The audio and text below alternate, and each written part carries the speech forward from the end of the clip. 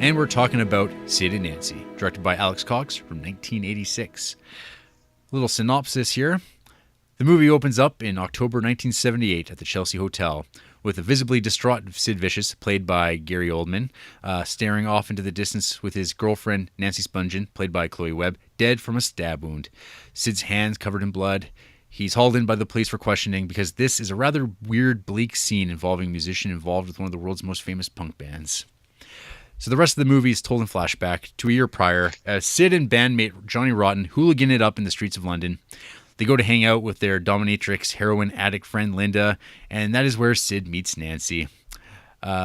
Nancy's an American visiting London, hanging out in the punk scene, being a groupie, doing drugs, having sex with whomever.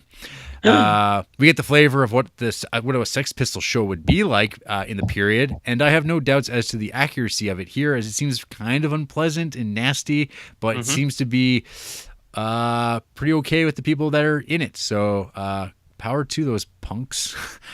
We get a snapshot of the circumstances these people live in, with people living on floors, flopped out mattresses, having sex while other people fart and try to sleep. Nancy tries putting the moves on Sid, but he's having none of it. But one thing leads to another, and Sid is brought into the wonderful world of heroin addiction by Nancy, and the two kick off a relationship we all wish we could be in, strung out, often drunk or on meth, and physical violence abounding. These two aren't particularly good for one another, and this impacts the band. And there's a talk, an attempt to buy Nancy off, to buy her house, so she'll kind of go away so the band can get back to its business. But this doesn't exactly work out, and this only brings the two closer together. That's kind of how it goes with relationships. The band heads out to America on tour, and shit just gets worse. And eventually the band just falls apart at the end of the tour, and Sid decides he's going to pursue a solo career with Nancy as his manager, and they're going to live in New York, where they have access to drugs. Now both heavily addicted to heroin, shit just gets grimmer with visits to family, nobody wanting anything to do with either of them anymore other than bigger scumbags who are wanting to sell them more drugs, and there's suicide pacts made, reneged on, and yeah, just all around grim times. This film was fairly controversial when it was released, in the sense that it had only come out a few years after the actual events had happened. So this was this was all 78, 79, and or 77 through 79. So Sid Vicious's mother and Beverly tried to prevent the film from coming out, but apparently after meeting Alex Cox, she gave Gary Oldman Sid Vicious's own heavy metal chain and padlock, so she signed off on the film. But yeah, then like Johnny Rotten himself, Johnny Lind, he like hadn't wanted nothing to do with the film. I've actually written out, or I got copy and pasted, we'll just say, what he had to say about the film, which I think is interesting. I cannot understand why anyone who would want to put out a movie like Sid and Nancy and not bother to speak to me. Alex Cox, the director, didn't. He used as his point of reference of all people on this earth, Joe Strummer, that guttural singer from The Clash. What the fuck did he know about Sid and Nancy? That's probably all he could find, which was really scraping the bottom of the barrel.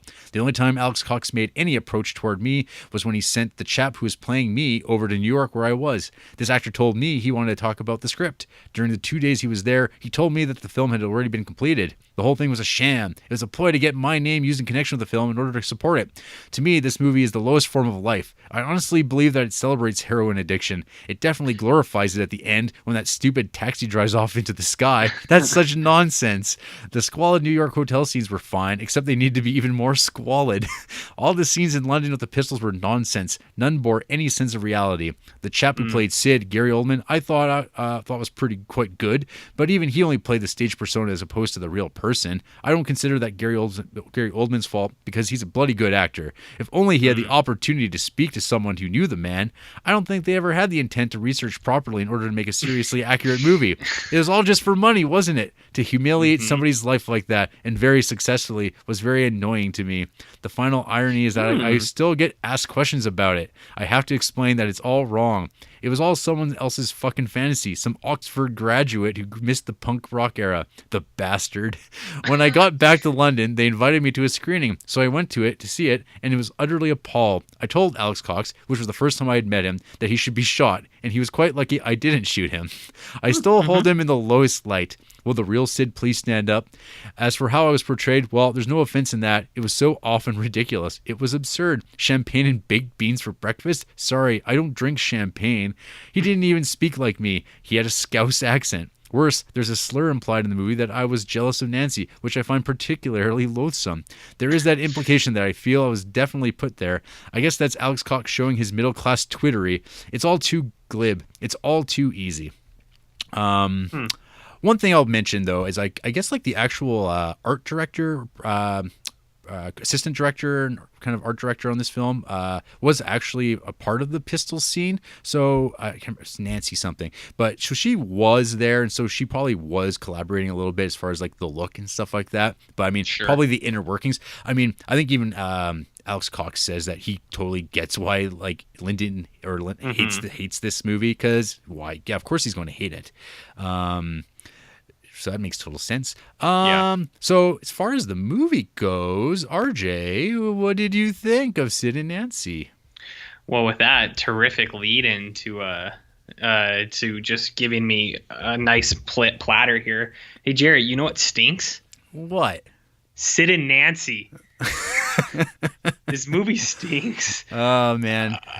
So in my notes here, where did I write it here? There came a point when I was watching this. It's been years since I'd watched this movie. Yeah. I'm like, oh man, RJ's gonna hate this movie. Why? Okay, wait. I'm curious because I know why I didn't like this movie, but why did you think I wouldn't like this movie? Okay. The things I think you hate, you probably hate that all the characters are unlikable, and you hate them. You probably particularly hate Nancy, and you probably found it was pointless. You found it was too long, and you're like, this movie's just gross. Why would? Yeah. Okay, so you're almost there. Okay. I think Nancy is the worst character I've ever seen in a movie ever. Okay. And I don't blame the actress, and I don't blame the real Nancy, but it's just when you get 2 hours of someone on screen going, Sid, in that New York accent, it is fucking unbearable. Well, I do believe I messaged you first thing this morning saying that I was going to be doing my side of the review in character as Nancy, to which you responded, I'll fucking kill you. Yeah. And I quote. Yeah, exactly. Well, I think she sucks. You're right. I do think the characters, none of them are likable, but that's actually not why I didn't like it. So I'm going to lay it out for you right now. Okay, go. I think the story is good. I think the acting is good. I think the characters are fine. What I think stinks about this movie is director Alex Cox. I think this is the only movie I've seen from him, and I think he did a pretty bad job with it. Like, there were so many things that were happening where a scene would happen, and I'd be like, oh yeah, I really like this. And then it would go in a different way, and I'd be like, why the fuck is he doing that? Like, it's so bizarre to me. Like, one thing, I think this movie looks really cheap. Like, it was made for TV, which isn't like necessarily a negative thing. Like, I don't mind like low quality stuff like that, but that's how it felt to me. I thought the audio was really bad. Like, there's a lot of weird sound things. The big problem I had was like, so he would do things that I think if he stuck with would have been really cool. Like when the apartment room catches on fire, it's kind of like just burning and it's slow. Like it kind of slows down a little bit. But then when the firemen come in, it's like sped up. And he does that a lot in this movie. Like, he speeds up things, like, and fast forward. Like, the kids go up to him, and he's like, I'm Sid Vicious. And the kids, like, all run away and fast forward. And I think that's so cheesy. Like, I don't like that at all. Huh. See, because when I first started watching this movie the other night, I was, like, really impressed by, like, by some of the direction. I think like controversy. Actually that's like the one thing I would compliment this movie on is Alex Cox's direction at times. Just like the whole opening scene with him like in the Chelsea hotel room, and just like the like him just staring off, and you don't really know what's happened, and it has this like real like sense of like something bad's happened. And I thought that was really good. It's surprising to me that you'd have that problem Well, see, with that's the what I mean. direction. Like, But the thing is, though, I have seen when we get to the later portion of the show, who hates yeah. this movie. There's like a lot of people who do hate this movie, and they complain about Alex Cox's direction. Yeah, so I will say I don't know if that was actually him or not. So that's hard to say. But the problem I have is like there's scenes like the one you described, like the opening, that I think are really good. Like that scene, the fire scene when the garbage is coming down, like obviously. Oh yeah. I think that stuff's all really good. Yes. But then it gets followed up with like these really like exaggerated kind of hammy things, and it's like, oh, like. Because I don't know, I'm sure they were probably actually like that. Maybe like I don't think he just made all that shit up, but I was like, whatever.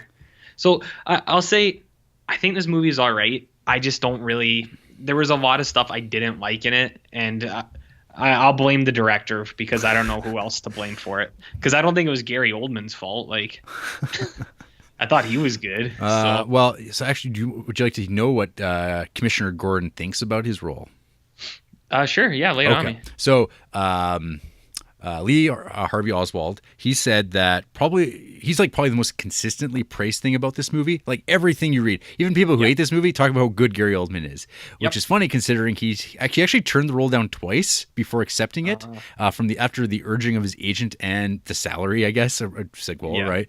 His reasons for turning it down was he had no real knowledge or interest in the punk movement, which makes sense considering like he's now kind of like one of those like famous right-wing Hollywood guys. He felt the script was banal and who cares and why bother. He later dismissed, but he also later dismissed his performance, saying, "I don't think I played Sid Vicious very well." So he's like not even a fan of like his performance in this movie. I think he's actually really indifferent to this, which is it's just funny though that like he thinks very little of it, but like this is like kind of like probably why a lot of people will seek this movie out because it's Gary Oldman, or the fact that Alex Cox directed Repo Man.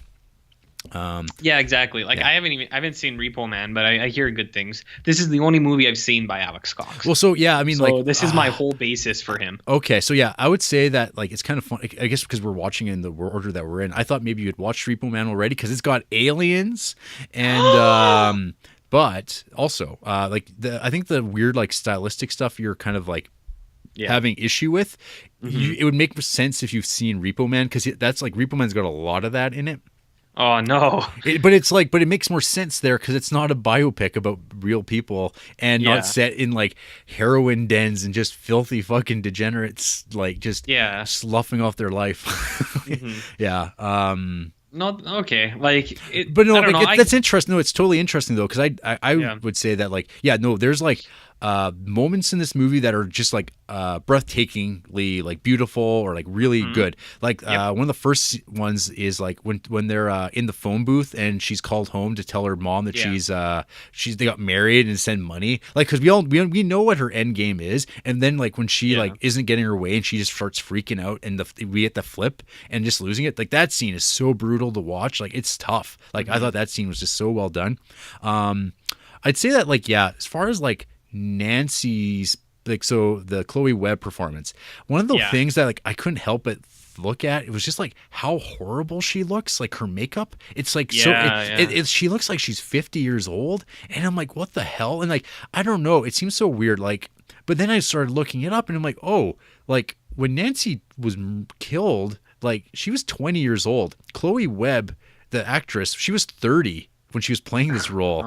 But what's funny though is Courtney Love actually wanted to play this character. She really wanted to play Nancy, which actually would have made a lot more sense because she was actually like 20. She was 22, and so. But I guess they wanted like a name actress, which I guess Chloe Webb is a name actress or something. I've never even heard of her before. Me neither. But maybe she's like more better known like in the UK. But yeah, whatever. Hilariously though, Courtney Love would get her chance to play Nancy Spurgeon a few years later in her relationship with Kurt Cobain. That joke's never been made. Jarrett. But no, like, so I don't want to give the wrong impression here. I did lead a little heavy. I do think there are good things in this movie. Like I said, certain scenes I think are really good, and I actually like the story. I don't mind that they're all shitty because hey, everybody in the world is really shitty. So it's like I think that stuff is fine. It was just certain there was a lot of elements that I just didn't like, and it kind of brought the whole down for me. And I was like, come on, like I don't know. English kids are the worst. Hooligans. Hooligans. I think punks suck. Watching like a punk show just makes me like so like feel so old and like, ugh, I hate these kids, because it's like they're up there like spitting on people and like I'm just so like, ugh. RJ's so cool. Yeah, well, whatever. And then they're all whiny bitches about it too. It's like you'll get a dude who's like spitting on people, and someone will bump into him and be like, ugh. Like, shut up, man. You asked for this life. Mm-hmm. So I don't know, man. Yeah. So okay, I guess go along with that. So yeah, Alex Cox told NME magazine that we wanted to make the film not about Sid Vicious and punk rock, but as an anti-drug statement to show the degradation caused to various people is not at all glamorous. Well, I'd say mission accomplished. But Yeah. I mean, I didn't want to do drugs before this movie, and I certainly don't want to do them now. But it's kind of like a weird thing that it's like, this is the film that like I thought like you'd be kind of turned off on, because it kind of fits into that realm of like Gummo in sort of like this really dank, depressing world, which I don't know if you particularly enjoy those types of deals. It's a mixed bag, and I know this is going to be confusing because there's a lot of times where I actually really like that, because that's kind of how I see things. Mm-hmm. But then there are other times where it's like, oh, I don't like watching this at all. So I'm just kind of like Salo and Gummo and Happiness. But I don't know. The best. The worst. I'll admit I'm probably just a huge hypocrite for that, because where I draw the line, I don't even know. Sometimes I really like it, and sometimes I think it sucks. So like, and that's what I mean. This movie, I didn't mind it at all. Like, I thought it was fine, or I thought it was all fine that they were showing that, because that's how I'm sure it was. And drugs suck. They ruin people. So I didn't mind seeing that. It's like I said, that's not really the problem I had with this movie. It was just other stuff, which I don't know. I just didn't dig some of the things that some of the ways they presented. They actually made the movie. Okay. Yeah. I don't know. Yeah. There was one line I thought was funny when they were farting. So yeah, farts are funny. You're at least consistent. Yeah. People know what I like by now. Your comment about sound brought to mind. There was like this one bit of like ADR that's like right at the beginning in the interrogation scene. It's so bad from the one spot though, where he's like, he bit my fucking hand, and it's like, what the hell? Like it's so overdone, and I'm like, wow, that's really sloppy. And I mean, some people could like wring their hands and apologize for it. And make say, well, it's part of the punk aesthetic, the sloppy technicalness. And it's like, no, it's not. It's just cheaply done, and could have be done a lot better. But, I noticed that a couple times actually, like the ADR stuff. Like I saw it pop up a few times, and it's not even that, like some of the dialogue and then like the voices, but just some of the actual audio and like sound effects. It's very like it doesn't flow well with like what's happening. So I don't know if it was like intentional. Like I guess like what you're saying is how he plays around with the speeds of things, and maybe he plays around with the audio too, and it was all intentional. But I didn't think it. I don't know. It just didn't work for me. Yeah. It didn't work for me, man. It wasn't my kind of movie, bro. I only like movies with Mel Gibson. That's true. Yeah. Oh, hey, remember me telling you that I have a problem with people's bare feet? So I do. There's a particularly rank scene where it's like Sid is just like sucking on Nancy's toes, and it's just like, I'm like, I don't think Nancy's had like a bath for like a long time. She's living out of like out of bags, and there he is just snorkeling on those toes, and it's just like, ugh. She was walking through like poop and stuff too, for sure. All sorts of what have you. And then I think like later on there's a bit where it's like they're laying in bed, and she's like, come on, Sid, suck my toes. And he's like, no, I don't want to. And it's like, no, don't. Yeah, I thought of you at that point because I know you have a certain fondness for feet. and being touched by feet and feet touching other things. Yeah. So Yeah, especially strange people's feet bother me. hey, I hear they call you the Big Daddy of punk. Is that true? Not lately. That's not true Not anymore. lately. I think. How about that baby mohawk? Oh yeah, I thought that was cool. I like baby mohawks. Yeah, there's that bit with the mom with her little baby mohawk kid. That reminds me of I think like sometimes like I'm watching like old wrestling pay-per-views, there's like just scenes where like in the front row there's like this like it's like probably 10 o'clock at night in Georgia, and there's this dad with his like infant at a wrestling show like late at night watching just men being thrown around, beer being tossed about, and it's like it's really loud in there. That's like the last place you should be doing this. And well, that's a great tradition that comes across to punk, and I'm sure metal shows as well. Yeah, probably. So I guess everybody sucks, right? Everyone's horrible. That's my catchphrase, I think, for this show. Yeah. Yes, and I've left a note here for myself. Nancy's beautiful voice. Oh God, like I'm not. So I know I'm gonna come off like. I'm going to come off like an asshole because I feel like I hit on certain themes a lot, but I'm not trying to be sexist or misogynistic or anything, but it's really fucking annoying to hear her fucking yakking all the time. And if it was a man doing it, I would have the same problem. It's like, I don't want to hear you just like, and just whiny ass motherfuckers, man. I mean, to show that you are, you will be equally offended by both men and women with annoying voices. You also had the same problem with Chop Top from Texas Chainsaw Massacre 2. Oh, fucking horrible. I remember too because I got cut off when I was talking about that in a previous episode. But I think that movie sucks, number one. And I think he is particularly bad in it. And I don't blame the actor.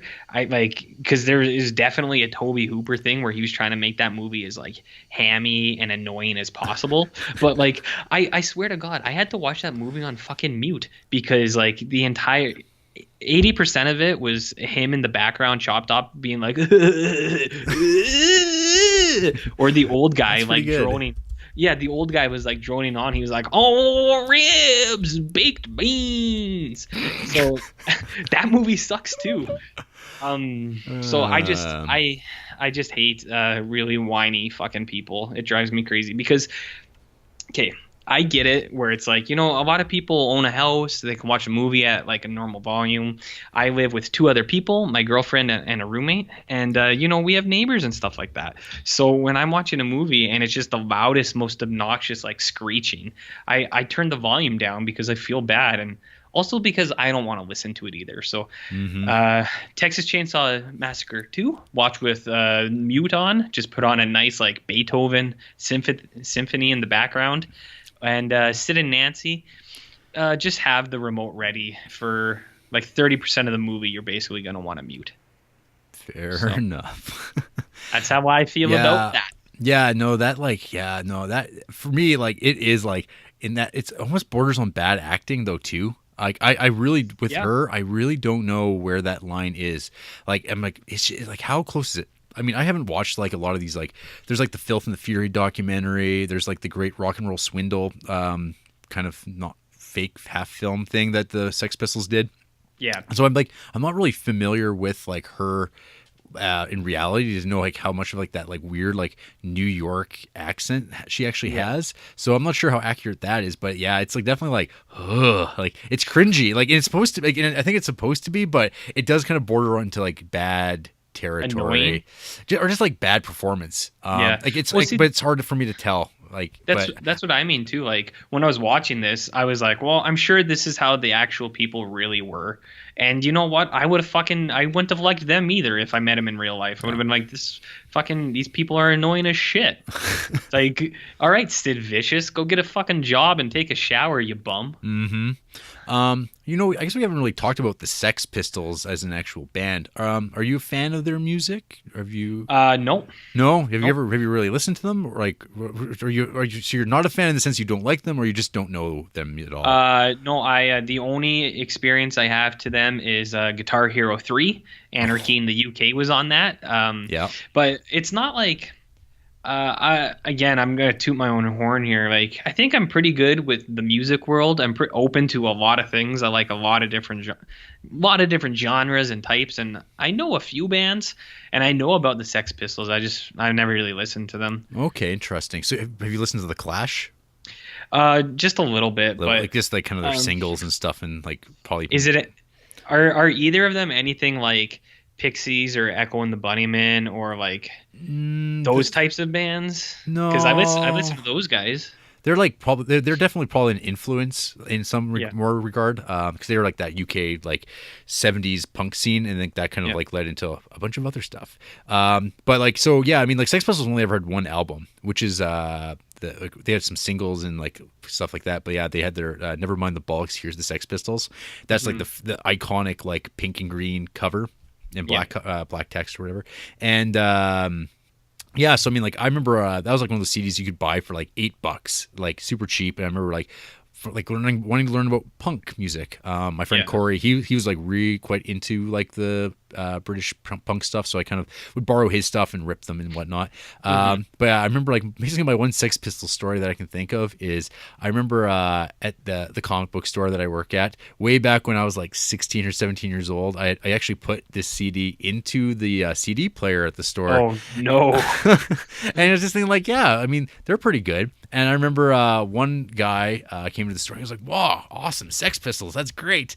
And this was more to the Mhm. chagrin of Bobby, who's just like, "Nope, nope," because Yeah. he's more of a like America's Got Talent, Top traditional, 20. quote unquote, traditional singing modes. His wife Yeah. teaches music or used to teach voice stuff, and that's what he likes. He likes normal music. He does not care for punk or hard music, even 30-year-old punk music.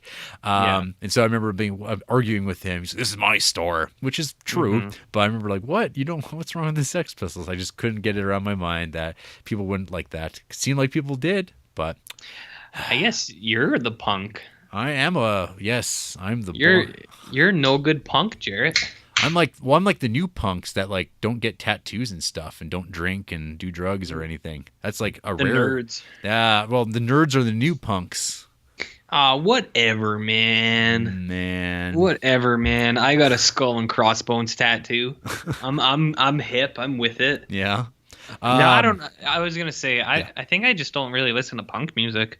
Oh, yeah. That's probably the only things I don't really listen to are punk and maybe country, but Yeah. that's it. Yeah, there's oh man, I'm going to look it up real quick too. But actually, speaking of music, I think the music in this movie is really good.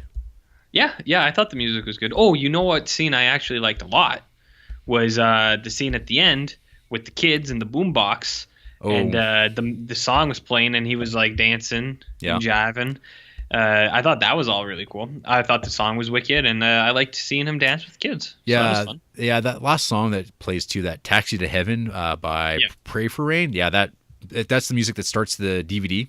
Because we had to watch the MGM DVD because the Criterion is long out of print, and the DVD that I actually have it, that's an old DVD too. It's like 2003, so that movie could probably use a little bit of love because like all the special features from the Criterion are lingering elsewhere. So I Yeah. don't know. It sounded like it had some neat stuff, had some commentary. I'm sure with Gary Oldman saying, "Yeah, I don't really care about this performance." Yeah, I'd love to hear that. Yeah. Well, I mean, I think I would agree with Gary on this one. yeah. It's not one of his better performances. No, just the movie on a whole, Oh. where he's just like, yeah, I don't know, I don't care. No, he doesn't care about these punks. Yeah, he's like, this movie doesn't really need to exist. Hey, RJ, have you ever Yep. carved a woman's name into your chest? Yeah, but I usually do it in a lot more sensual way. Oh, without her, like, what do you use instead of a razor blade? Fingernails, man. Cool. If you don't use your own body to implement harm, then what are you even doing? Yeah, well, you're not even in the game then. Yeah, Yeah. just cheap. Did Andrea wind up watching this one with you, or did you go No, home? yeah, she didn't actually, and she was going to, and then after I watched it, I was like, maybe it was good you didn't watch it. I was like, I didn't really like it. Yeah. It's like you might have, I don't know, Mm-hmm. but Yeah. Oh yeah. Then Sid's My Way. So the actual version of that song by Sid Vicious, it's used quite famously at the end of Goodfellas. If I don't know if you remember that or not, but yeah, that's kind of like I didn't actually. Yeah, because it's kind of weird because that whole sequence, it's like played for a dream sequence. Because what it was is like that was actually filmed for the Great American Swindle. That Malcolm McLaren, who I don't know if you probably didn't pick up on it because the movie doesn't really play with it. So their manager, the guy who's like out front of the venue, and that's their manager, Malcolm McLaren, who's like quite an interesting figure in his own right. Like he did a lot of stuff. Like he was a manager for a lot of musical acts, and like in this movie, kind of depicts him as kind of a scumbag and kind of like doesn't really give a shit about like what people do, but as long as they can show up on time and make him money. But yeah, he actually co-wrote he was going to work on a project with Alan Moore called Fashion Beast, and it was going to be like a movie, but it never really came to be, and then it kind of exists now as a comic. That's like it's like a Beauty and the Beast thing. But yeah, so people, if you want to read about Malcolm McLaren, go and do that. He's a fascinating person. Hey, did you know that My Way scene that was entirely improv? Gary Oldman just came out of his dressing room and started doing that, and everyone else just everything just clicked. Well, you know that was based on an actual thing. No, it was completely improvised. Oh, then he went back in time. Yep. Oh, yep. And he told Sid Vicious about it. Yep. Oh, okay. He thought it was a heroin dream, but it wasn't. Here's the one note I wanted to mention too. I wrote down Kitty. So did this amp up the tension for you, waiting for one of these heroin addicts like hurling this poor little cat out a window, and you hating the Criterion Collection forever? I was really afraid it was going to go the Train Spotting route, where it's just neglected, and then you'll pass it and it's been like long dead, like the baby in Train Spotting. So I was thinking that was going to happen, and no, it did. It had me at the edge of my seat for the entirety of the movie. And I was just like, man, I hope that cat's just gone. Yeah, I think it does. Get a better life, man. Yeah. So I remember when I was thinking about that, I'm like, this actually, they mentioned Train Spotting. This movie really is its like cousin. This movie is very much so that. But yeah, I would say my complaint with this movie is it's too long. Oh fuck yeah! Yeah, again, like I don't know if it's like the resentment I hold, like having to watch these movies amidst like watching all these horror movies and be like, oh, God, better go do the Criterion job, and like being like, oh my God, this movie's going on too long. But I think this movie could easily drop like a half hour, and you would never know. You wouldn't know what they cut. So yeah, that's like probably my biggest like problem with it. I guess I thought I liked this movie a lot more. Rewatching it, I don't like it as much as I remembered. And a lot of it it's just like, it's so like, it's such it's so good at succeeding and making an unpleasant movie. But at the same time, I don't really like, whereas like I find Salo really interesting to think about, and it depicts like horrible shit too. Whereas this movie, I just don't like. I don't know. I just don't. I won't think about this movie actively ever. So you're in middle in the road for this guy too, then maybe. Yeah, no, I am. I'm very much like, I think it's like, I think like I said, I think there's like some really amazing moments in this movie. But like it's all pieced out with lots of like just people doing drugs and then doing some more drugs. And then some boring shit, and then some whiny shit, and then some meaningless shit. Yeah. I just remembered another thing that I hated. When you were talking about the manager, you know that scene where he gets pulled out from a concert and gets beat up? Yeah. Which is like a bizarre scene in itself. It's like, would that ever really happen? But maybe it did. I don't know. So anyways, the manager and like that other dude come up, and then the manager does like a finger gun. And then one of the guys like mugging him gets scared and runs away. And I was like, huh? and then he like points at it at another guy, and it makes like a gun sound. I was like, okay. I was like, I see that you're being really playful, but it's like, but that doesn't explain in any way like why a guy would get scared from a finger gun. So fuck you, Alex Cox. Your wacky ideas. Your wacky ideas, man. One other thing I was very happy. Okay, one thing I was very happy about with this movie is it had one of my boys, Xander Berkeley, who basically always plays scumbags in like everything he ever shows up in. You might remember him as John Connor's foster father in Terminator 2. He's just like consistent factor in like a lot of movies. Like there's in Leaving Las Vegas, he's the I think I remember what the title of it is, but he's like this gross cab driver that's driving Elizabeth Shue home after she's just been gang raped by some frat boys, and he makes some joke about like, oh, looks like you got an unexpected backdoor delivery as she'd been anally raped, and he starts like he's really concerned about getting money from this horribly brutalized prostitute. So Xander Berkeley always like he just plays like the piece of shit king, and I was like really I didn't remember him being in this movie at all. I was like, oh, it's all Xander. So that was cool. To be fair though, that's just pretty typical cab talk, isn't it? Yeah. Saying, oh, looks like you've been ass raped tonight. I got that 3 times on my walk home. Yeah. So I don't know where you're hanging out that this is a weird thing for you for some reason. No, that's like that scene in Leaving Las Vegas is like that's the one thing I remember from that movie. It's just horrifying. Anyway, well, I think it's time to ask the question, who hates this movie? Well, everybody. A few people, and they're pretty consistent in what they hate. I can't remember this guy's name is Cat. Ooh. Half star. This movie sucks, and those two are crazy. It's too long, and you end up just getting more and more irritated by the characters. Is that my alter ego? Cat. That's sounds like something I said just like 10 minutes ago. Pretty much. 1 star here from Nick Van Leishout. Loud, obnoxious, grating, irritating, disgusting, vile, uncomfortable, filthy, and irresponsible. Sid and Nancy represents everything the punk scene stood for, and I kind of hated it. Sure, it's well made to an extent, and the performances are on point, but I couldn't give 2 shits about the lead characters. Did I feel sorry for them? Yeah, but only insofar as you feel bad for anyone who's fallen down the rabbit hole of addiction, but it doesn't mean I want to spend 2 hours with them. It doesn't help that the film gives us almost none of the necessary background to understand exactly who these people were before they met, because without it, they come off as untalented and entitled druggies. My own personal bias probably plays a part in all this. I can get into punk music, but not the scene it inspires. And yet I love Alex Cox's previous film, Repo Man. So, fuck me, right? Well, that's a little drastic. I mean, I think he was fair. He doesn't have to take it out on himself as much as he does. Mm-hmm. Yeah, he shouldn't be carving this movie's name into his chest or anything. Yeah. I actually did that with Mel Gibson in my chest. Oh. But I also did it on my butt cheeks because that's more fitting. Right? Yep. Yeah, and there goes the 2 fans we had. And there they go. Just us, buddy. Uh-huh. So yeah, speaking to this idea though of like feeling bad for druggies and stuff like that, I'll put myself in the camp of I don't really have a lot of sympathy for those stories. When I watch these like documentaries about this like horrible thing that happens to people because they've made the decision, hey, I'm going to do some drugs, even though it's like, you probably shouldn't. I don't know. I just like I don't have a lot of sympathy for it. Jared, are you saying that they may have been asking for it?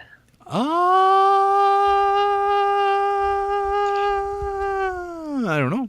Because of that green thing they were wearing? That green thing they were wearing. We had, a few years ago, Chanel and I were living in this apartment around the corner, actually, from where you live now. And we had some neighbors that lived above us. And they all started off well and good. It was this guy and a gal. And then they kind of started getting into the drug scene. The girl got out of that relationship and moved out of town. And she seems to be doing okay right now, but her boyfriend, he just became a bigger and bigger piece of shit as he got into drugs, and his apartment started looking a lot like one that we saw tonight in Alex Cox's film. And then he started letting other drug addicts stay in his building after he left. And fun. And then it just started getting worse and worse. And we kind of like were having like this like passive aggressive war with them. And like at that point I was just like, I don't give a shit if these people live or die. Like I don't care. Like I want them to overdose and go away. That's like how you like have to start feeling. And well, the guy in that relationship, he did die of an overdose several years ago.